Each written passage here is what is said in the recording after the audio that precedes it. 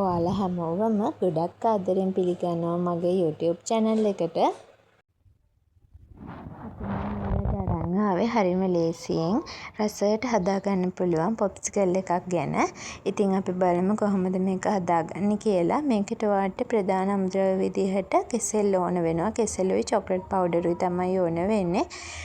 ඉතින් ඔයාලට මෙතනදී කෙසෙල්, ඇඹුල් කෙසෙල්, සීනි කෙසෙල්, ආනමාළු, ඇඹුම් වගේ කෙසෙල් වර්ගයක් ගන්න පුළුවන්.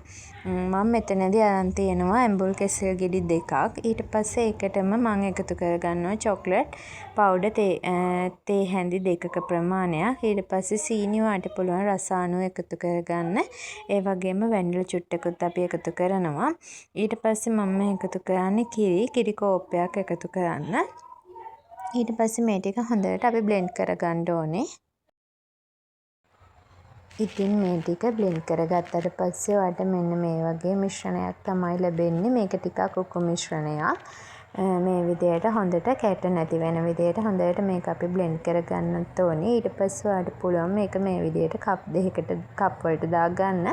එහෙමත් නැත්නම් ඔයාලට අයිස්ක්‍රීම් මෝල්ඩ් තියෙනවා නම් ඒ වගේ එකකට උනත් දාගන්න පුළුවන්.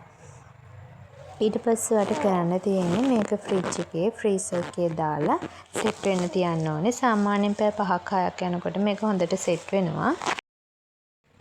මම මේ ටික මුළු රැයක් පුරාම ෆ්‍රීස් එකේ තියලා ගත්තා. ඉතින් අපි බලමු මේක ෆ්‍රීස් වුණාට පස්සේ කොහොමද තියෙන්නේ කියලා. මෙන්න මේ වගේ හොඳට ලස්සනට මේක එනවා. මේක ඇත්තටම හරිම රසයි. පොඩ්ඩන්ට හදලා දෙන්න. හෙල්ති ස්නැක් එකක් විදිහට ඔයාලට පුළුවන් මේක පොඩ්ඩන්ට හදලා දෙන්න.